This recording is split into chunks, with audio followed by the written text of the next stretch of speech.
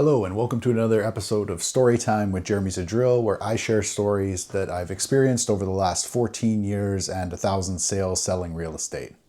So today's story is about a family, or should I say a family just starting a family, that I was shopping for houses with. So my clients were about 6 months pregnant, and they decided that they needed a bigger house because the baby was coming soon. So we started to look at houses.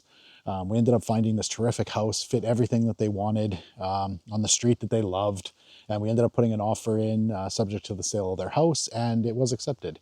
So we got the photographer in, we started taking photos of their house, we got all the marketing ready, and right before we were going to put it on the market, another offer came in on the first house and it was taken from them.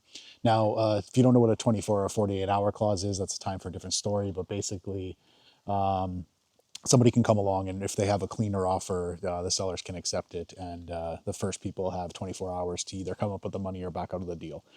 So unfortunately, they had to back out, and they were devastated. I mean, obviously, she's 8 months pregnant, thinking she's moving in with her new baby.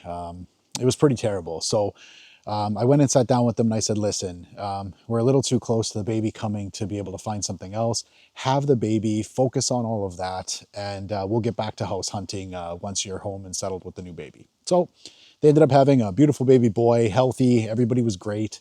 And after about 6 months, they gave me a call and they said, okay, we're ready to go start looking again. So that's what we did. We got out and started looking.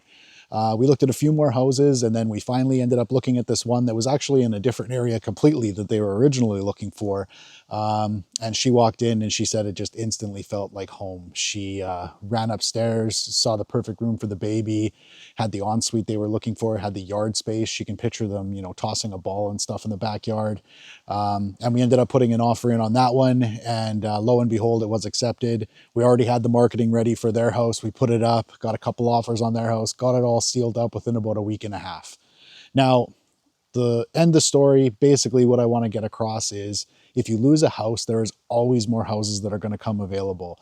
She ended up calling me after they moved in and she said, Jeremy, I am so happy we lost that first house because I couldn't imagine living anywhere but here.